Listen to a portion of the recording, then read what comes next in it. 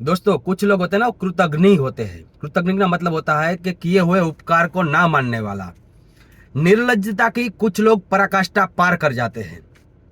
जब जब किसी देश में युद्ध होता है, वहां से जब भारत के लोगों को बचाकर भारत वापस लाया जाता है, उसके बाद उसमें से कुछ लोग ऐसे निकलते हैं जो नौटंकी करते ही करते हैं। अभी हाल ही में ही ईरान में से बहुत सारे लोगों को बचा के भारत वापस लाया गया है। भारत पहुंचने तक उनको कोई दिक्कत नहीं हुई। भारत में पहुंचने के बाद जब उसको जहां पर बम बरस रहे थे, जहां जान का खतरा था, वहां से बचा के उसको भारत पहुंचा दिया गया। फिर उनकी नौटंकी हो गई शुरू।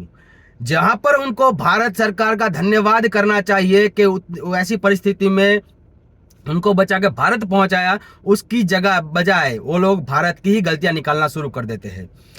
बहुत लोगों ने अपना अपना रास्ता खोज लिया। भारत पहुंचने के बाद वो किसी भी एक जगह पर पहुंचाएगी सरकार आपको, उसके बाद तो आपको घर जाना पड़ेगा खुद। तो बहुत से लोग अपने हिसाब से निकल गए। लेकिन कुछ लोगों को बस दी गई, तब भी उसने नौटंकी की कि ऐसी बस हमको नहीं चाहिए, बहुत बढ़िया बस चाहिए।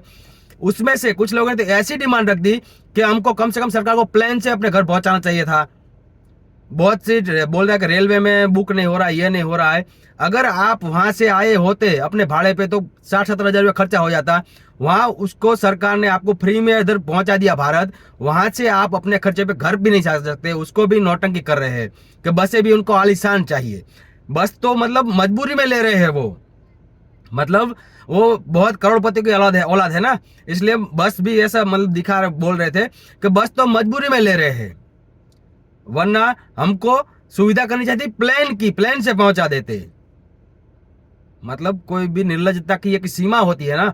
आपने किसी को 5,000 रुपए की एक थाली खिला दी, खाना खिला दिया, उसके बाद एक पान खिलाया, पान में एक सुपारी का थोड़ा सा टुकड़ा खराब आ गया, तो उस पर ही वो अड़ा रहे कि मेरा मुंह खराब कर दिया, टुकड़ा आ गया, मेरा मुंह खराब दिया, मजा खराब कर दी। मतलब वो 5,000 की थाली खिलाई, उसको वो देख ही नहीं रहा है, इतना निर्लज्ज हो गया।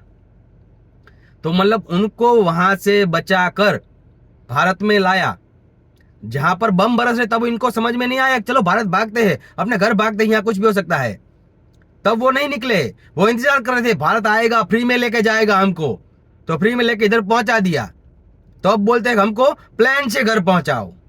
वो तो अच्छा है कि उनका मतलब उपकार भारत के ऊपर कि उन्होंने प्लेन से घर पहुंचाने को कहा। उनके घर के छत पे ही प्लेन लैंडिंग होना चाहिए, ये नहीं कहा, क्योंकि उतना भी उनको चलना पड़ेगा या तो किसी वाहन में जाना पड़ेगा ना। नहीं तो ये भी डिमांड कर सकते हैं, क्योंकि इतने पैसे वाले लोग हैं ये। तो भारत सरकार को जब भी अब इन लोगों को बचाते हैं ना, तो उनको क्लियर बोल देना चाहिए कि तुमको दिल्ली तक पहुंचाएंगे या मुंबई कहीं भी पहुंचाएंगे, वहां से खुद घर जाना पड़ेगा। बार बार की नोटिंग हो गई है। मतलब जब भी भारत आएंगे, इधर कोई ना कोई ऐसा नोटिंग करता ही करता है। मतलब उपकार की एक सीमा होती है ना तुम पे।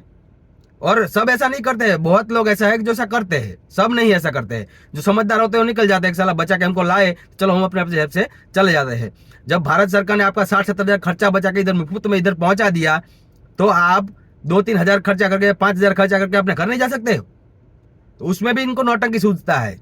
तो इनको सब बना बनाया चाहिए, राजा के बेटे हैं सब।